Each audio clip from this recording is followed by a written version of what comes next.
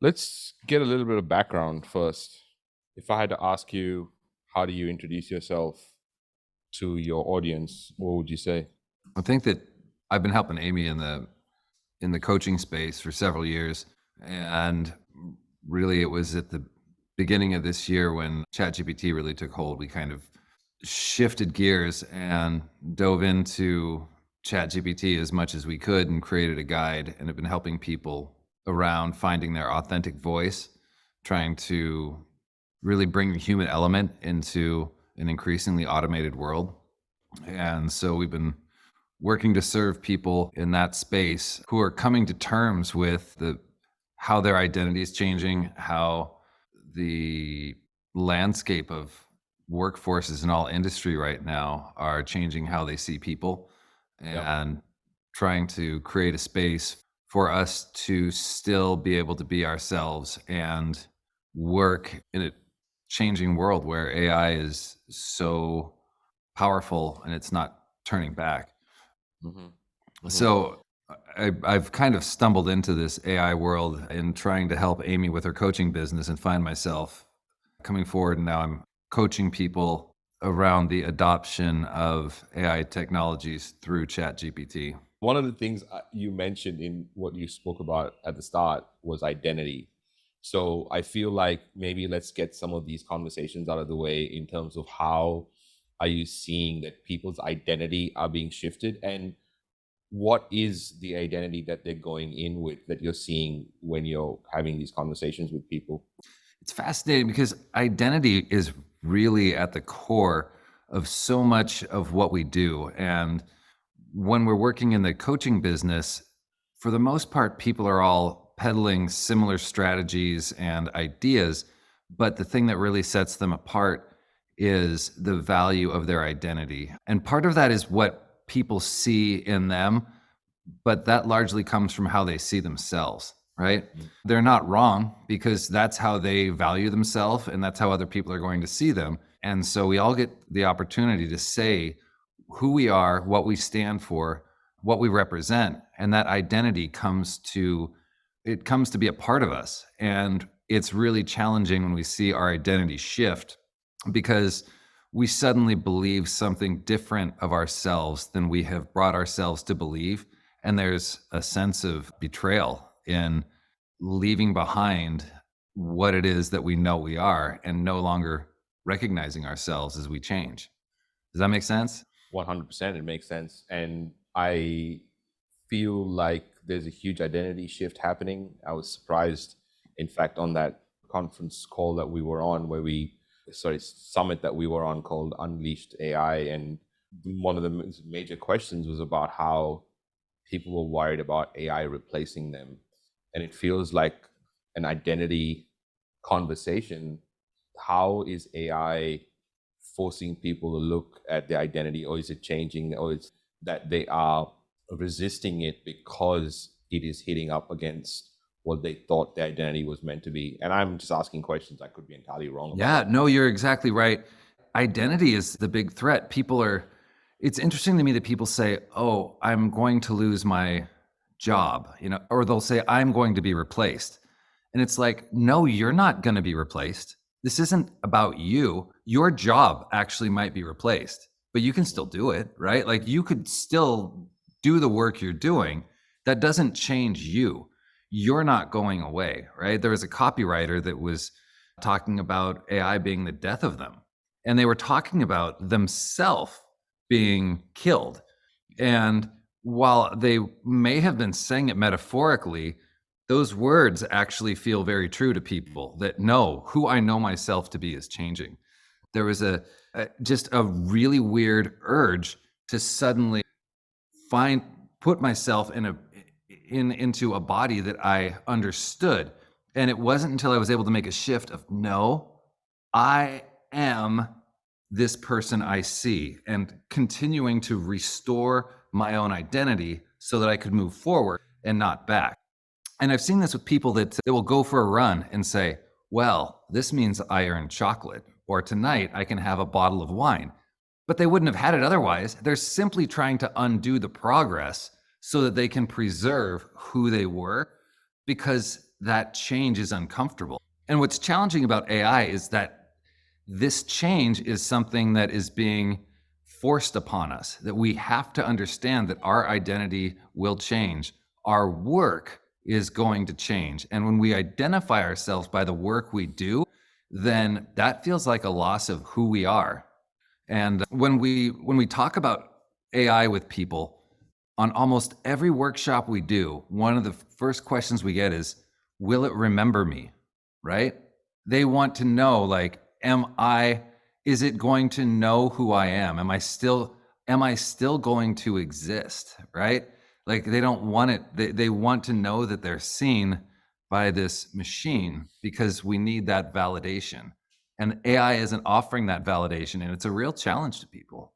It's really fascinating to see and hear. I love these conversations, Ken, because it's an eye opener to a lot of things, and it helps a conversation chain form inside my brain. And when I see what the work that you're doing and Amy's doing, and you're looking to preserve our heart and our voice. And here's the thing, what I found out over the last few months doing this, that I suppose AI is really good at. And the first thing is being accurate. Like, we're not really good at being accurate unless maybe we have practiced a lot. The second thing is memory. Our memory is really bad. And speed is another thing. If you have more reps, sometimes you can do it faster, but not as fast as how AI can do it. And those three elements are massive because we've been trying to achieve that for so long.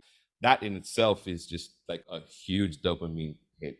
How are you seeing AI? What have you seen in the last few months of being involved in this? And you've done way more coaching and seeing people adopt it for the first time. What's that been like for you? I think that this loss of identity is one of the surprises that come up for me. People are really struggling to hold on to the limitations that they've known. And so the solutions they're coming up with aren't based on what is possible, it's based on what has been challenging for them. And I had an interesting conversation with this master of AI tonight that absolutely blew my mind with a concept that he said in passing, that was that right now we identify ourselves by what we are not capable of doing, right? It's actually our limitations that frame our own perception. So if you think you're a good writer, what you really think is that other people don't write as well as you do, right? That you have an unusual strength relative to people in your industry, rather relative to other people. And where we're getting freaked out right now is that we have just overnight been granted infinite wisdom and infinite resources. If you wanted to be an expert in any field, you can actually have at your disposal all of that knowledge and all of the support knowledge to implement that. And so those limitations that used to prop up your strength are gone. And when suddenly all knowledge is hitting full strength and it's at your disposal, we don't know what to do with it, right? Because there is no void to give us direction. We have everything on full throttle. And how we handle that is right now, it's what's separating the people that are on the front edge of this and the people that are just inching forward, because people don't want to replace their entire team with a bot that can overpower it. They want to have some solution that can effectively fill in the gaps that they have had throughout the course of their business, right? They they they're not thinking about, I need a copywriter that can understand me. And I also wanted to be able to write all my Facebook ads and analyze them. They need a comprehensive support tool, and that's never existed. And so wrapping our head around this infinite support, we don't know how to do it. And when we see it, it's hard to look at because it's not fixing problems we've ever had. It's solving everything at once. And what are we now? What do we do? Mm. Well, I'm surprised, to be honest, because at no point did I think And still now I'm finding it hard to even imagine what it would be like to replace me. And I think that is more and more becoming an important conversation, in the sense that we were talking about this a few weeks ago, I think, about how we are worried about the pace at which AI is going at and how quickly things are happening. And we've been talking a lot about, oh, we've got to get onto this thing really quick because no one's doing it yet. And if we do it now, we'll be the first. And that's happening almost every single day. What are those three conversations that you think are important to have right now? I think the first one is, how do we manage the rate of change? This is as fast as things are going. I thought it was going to be enough for us to just master chat GPT and ride that wave as long as it goes. And it's not a wave, and it's an explosion, and it's going in so many different directions, and there's so many opportunities. And how do we decide which of those is right for us? Great. That's number one. What's the other two? How do we preserve our identity? Yeah. How do we stay relevant and not give up who we know ourselves to be, and still feel like we have our footing in the world? Fascinating. And the third one? Hmm.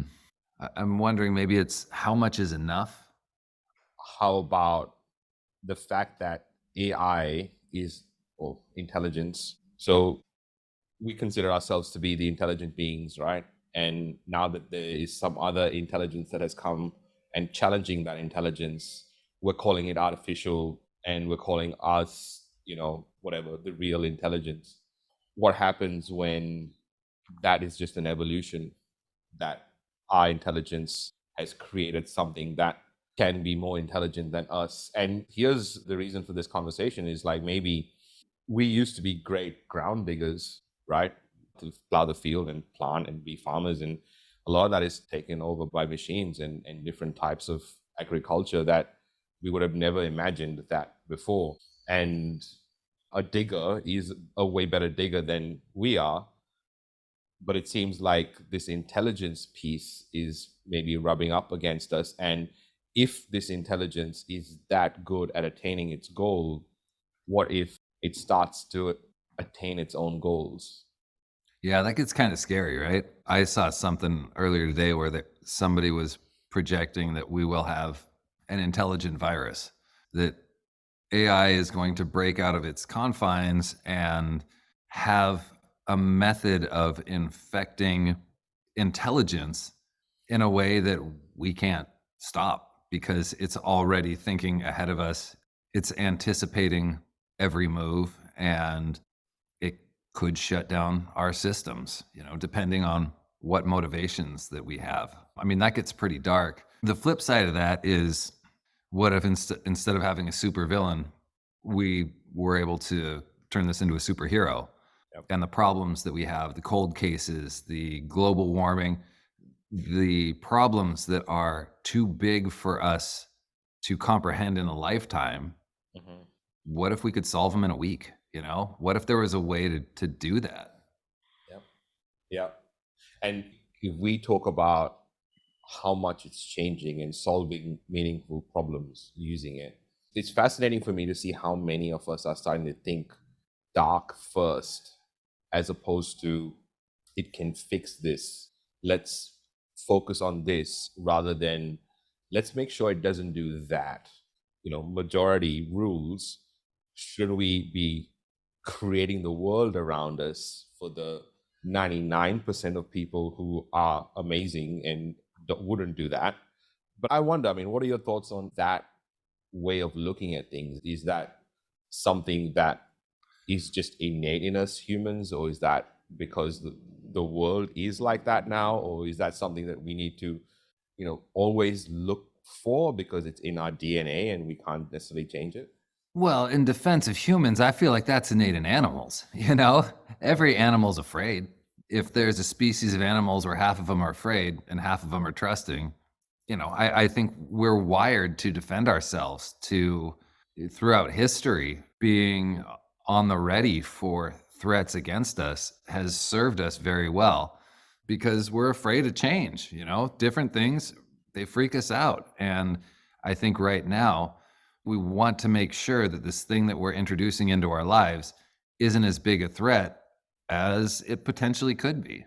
So the answer is obviously not to bury our heads in the sand and kind of go, this is going away, because it isn't going away. It's very obvious that we've got to find a way to make peace with the fact that it is here. What if this intelligent being that is being created, this intelligence, decides that, wait a minute, humans are the problem, which we probably are in a lot of the Right. instances. Yeah. I mean, it's a scary thought, and we've certainly seen some instances where people have hacked GPT and Bing and gotten these artificial intelligence beings to speak their intention, and they get pretty scary. You know, you can get it to map out a pretty good plan for wiping out humanity, and they also do a pretty good job of saying why. So it would be nice if we had some control over the system. But what's weird about AI that we haven't really seen in computers is that they do have the ability to think. We don't actually know we can't track why they made their decision. Well, I think what it's able to do is make the connections that we're not able to make because our memory doesn't keep in our brains all the stuff that we've consumed. So it's able to make these connections based on certain things, but I still feel we're not at a point yet where it's giving us randomness in the sense that when it starts to think for itself. So let's go into computer science and some geeky stuff, right? Right now, everything that you're seeing is a 1 or 0 bit, right? It is the bit that's stored and it's either 1 or it's 0. Mm-hmm. It changes its state when an electrical charge is sent to it, right? So that's what's happening. And right now, we are the people, or we are the ones in control, I think, of changing those states in most instances, right? Mm-hmm. What happens when that gets overridden? Can it make connections like that this person might just be having a bad day and that's why they are, in a bad mood, as opposed to this is a bad person? Not yet, but the ability for artificial intelligence to get a read from body language or facial expression or tone, I mean, there are tools that are beginning to be able to do that. The thought of having a bot that passively sits in on a Zoom call and can return the mood of the entire Zoom call, like, that's plausible, right? I mean, we're still processing image and sound. Um, And that's something that an AI bot could do. We have bots that do both of those things. And when those all get integrated, which is what AI is so skilled at, is integrating all of these things in record time, we're going through an algorithm in our head to get a read on somebody. We don't know the rules, but AI could be trained to identify those rules faster than we could and make a better assessment of how somebody's feeling than even a human could. Yeah, I mean, theoretically, and to that point, if AI decides that in most instances, the person trying to be shady is of a certain skin color, does that automatically make the next time they come across that, the probability of identifying shadiness, if we were to look at that, would that start to become an issue? I mean, these are all questions that, I mean, I don't know the answers to, but I kind of feel that when we have these conversations, I'm like, I wonder, what's our boundaries? I don't think we even know what our boundaries are at this point, and that's probably what's scaring us the most, is like, okay, where do we draw the lines? And do we even need to draw the lines? Because if someone drew lines for us, we'd be pissed off, right? So how do we even operate past this point? I mean, the question about, like, what about skin color is challenging because we have an expectation of fairness and equality and trust. We think we should all be entitled to a certain amount of trust, which gets thrown off if raw data shows us that there are factors. If we look at all of the factors that come into play about who we can trust, And it turns out that if there was truth to the fact that white people are more likely to behave a certain way, and AI can prove that definitively, that's a challenge, right? Like, do we want that knowledge? I'm not sure that I would expect that skin color would be as big a deal in an analysis that an AI would make. I think it would have so many parameters that that one might be more insignificant than people who have to make a snap judgment when they look at a person, like, do I trust this person? And really all we have in a quick glance is, I don't know, was it a man or a woman? Were they big or small? What color was their skin? And that might be the only three things that we can identify about a person in a quick look. Whereas Yeah. an AI thing could run a full scan on them, see their face, figure out if they're carrying a weapon, could run a lot more parameters that would render their skin color not even. Yeah. I don't know. I mean, that sounds like Terminator stuff, you know? Yeah. It doesn't adjust. I want to move into the rate of change. So how do we manage this rate of change? What do you think that things that we should look out for, and how do we start to manage this? I mean, right now I feel like we all have to submit to being really flexible because even the people that are ready for it aren't ready for it. The people that are staying on the cutting edge are having to learn not how to adapt to what has just come out, but how to adopt to the constant environment of change. That probably the best thing we could do is to come up with a system that can adopt as quickly as possible. And that's really challenging. How do we quickly identify what has changed, what new opportunities are available, and put those into play as quickly as possible? And it isn't each of these changes that we need to adapt to, it's being able to stay on track with what's important to us and to understand how fast it can move, and it's almost the rate of speed or the rate of the change in speed, it's adjusting to how much faster they are, I'm trying to not learn tools at this point because as fast as I learn a new tool, it's become obsolete. They're all replaceable. And like it's like there's all these rabbit holes you go down and then they just drop off into the abyss. It's like, oh, that thing I was chasing is gone. Yeah. Everything vanishes before it's ever reached maturity. Yeah. Well, let's talk about business owners in, as a specific audience right now, because we can talk about humanity and be very philosophical about it. But if we talk about business owners managing the rate of change, what are things that business owners should look at from an AI perspective, like that come to mind straight away?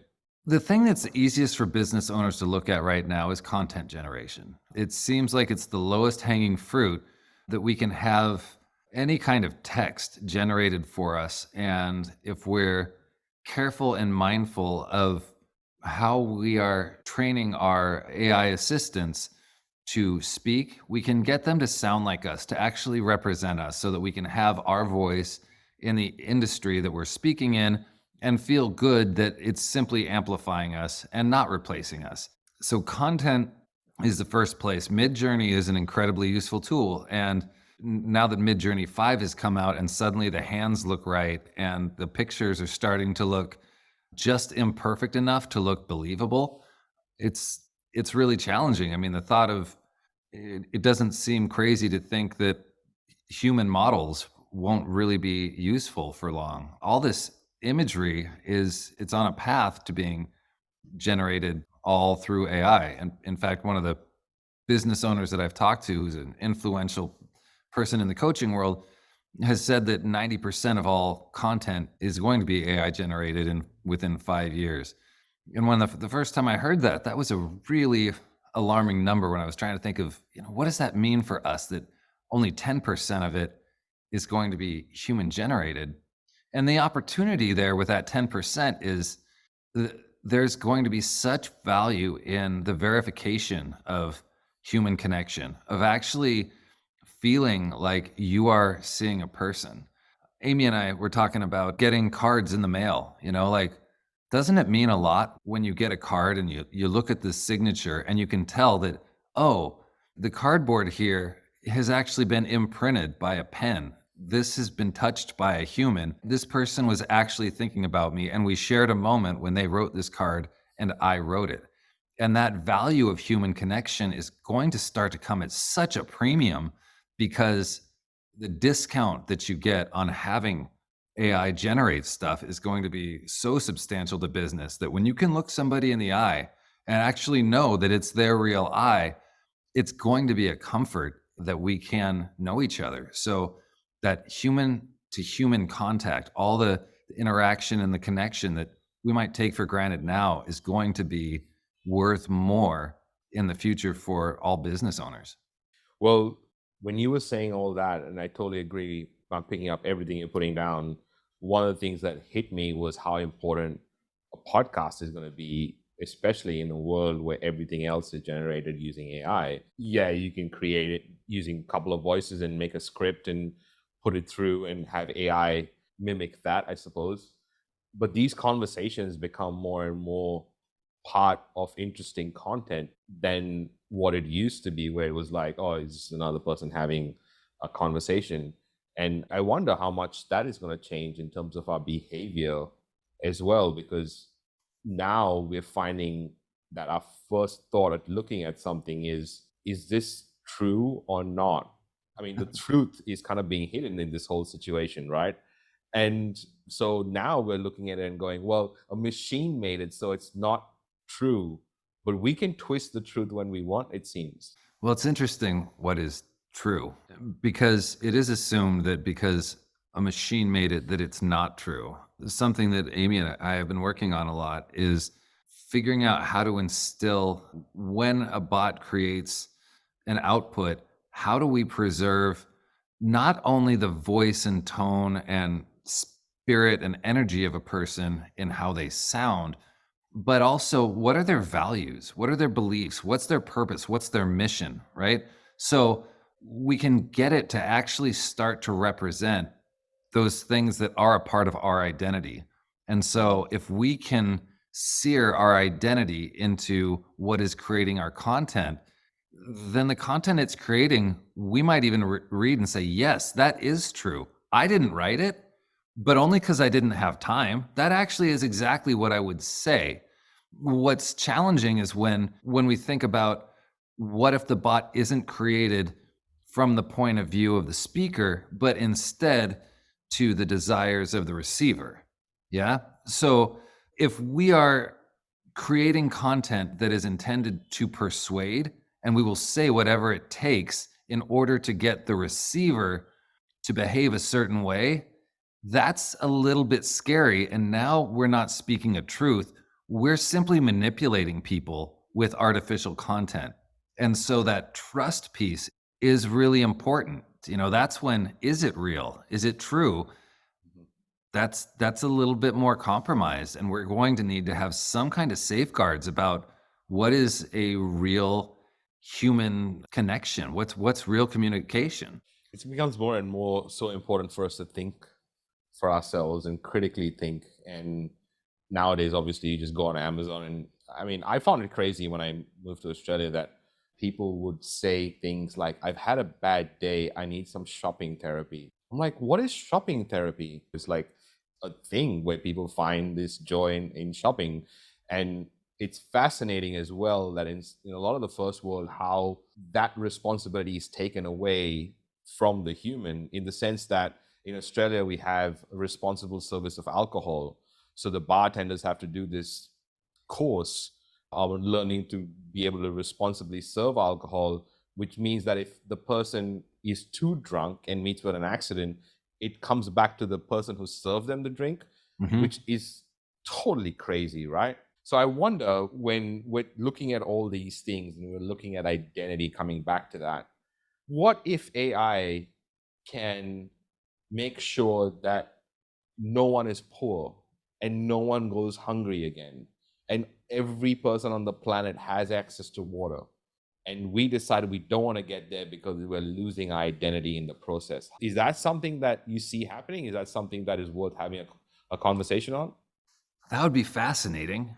I mean, we're talking about guardrails that wouldn't only protect us, but would actually empower us. And I feel like the genie is out of the bottle and we can create harm with AI. And I don't know that we could shut down the AI system that creates harm, but man, that would be beautiful if we could, because AI will, I mean, they're putting guardrails on GPT and on Bing that say, I'm sorry, I can't talk about things that will hurt someone. And so if it wasn't allowed to generate solutions that dipped below a certain ethical threshold, that would be incredible. Well, I'm finding it interesting to see how many of the old boundaries are being hit upon because of artificial intelligence. What I mean by that is when I see governments making and printing money whenever they feel like it, there are actually people on the planet who could use that money for real basic human needs that could have been printed for them in that situation. If we can just print money whenever we feel like it, then shouldn't we be printing money for the right reasons? So I don't know whether Beautiful. Yeah. humans are really great at actually making these decisions, and I don't know how we have the balls to sit on this ethical high ground and say that we know what's right and we got to put guardrails on artificial intelligence. I find that hypocritical, massively hypocritical actually, that we are even going there in the first place. Like, we have very short-term memory and we're forgetting that we are not really good at making these decisions. So And I mean, that again, like as we're talking about how to implement that with AI, who knows what the right thing is to do? I know in another AI call I had with somebody recently, it's like if we're trying to regulate how AI minimizes harm, harm to who? Because harming one may help another. And how we define harm in itself is a bias that is going to be culturally balanced or imbalanced. And so the nuance of how to rein in what happens with AI, it's not an easy solution. Maybe harm isn't what we're trying to avoid. Maybe some people are going to have to hurt in order to preserve whatever is universally sacred. And I don't know that we have that much that we agree on universally to start with that as our foundation. That and makes and sense. and it's interesting as well to see what is harmful to someone else might, what is that level of harm. But I love that we can have this conversation at this point and sort of weigh in, because sometimes this conversation only happens in our minds and we don't necessarily give our thoughts an audience, and having a place that you can actually have the conversation is great. So thank you for doing this. I appreciate your wisdom because I love the way you think as well, and I love having these conversations with you. So Ron, I've got another question for you. yeah. What if I was a bot? What if we had this exact same conversation and you knew that everything you're seeing, everything I'm expressing was generated by an artificial intelligent agent? Would you value this conversation the same or how would you view it differently? I would love that conversation, primarily because for me, I know that the conversations I'm having are a reflection of myself. And I would love to be able to have a conversation where I know that the reflection of myself can keep moving along when I can have this conversation with someone that can challenge certain things, get to a point. Like, humans will not get cross a certain boundary. To be able to have someone that can, feel to your point at the start of the conversation, feeling heard and being heard is probably one of the biggest human needs. And if we can solve that, well, like, why not? I think that'll be great. Yeah, an AI therapist would be great. Like, no problem. Like, you're not going to judge me. Right. And that's for everyone. If that's available for everyone, right, on planet, imagine what that could do for mental health. Hmm. That's a great question.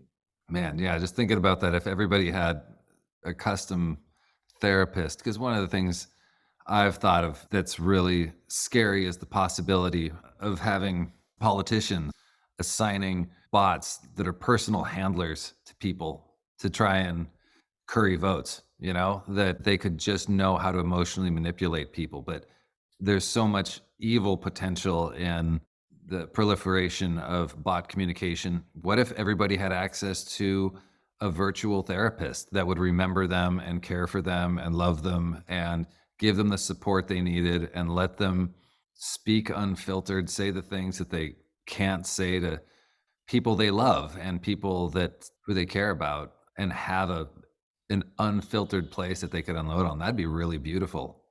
Wouldn't it just? Of course. Thanks for doing this.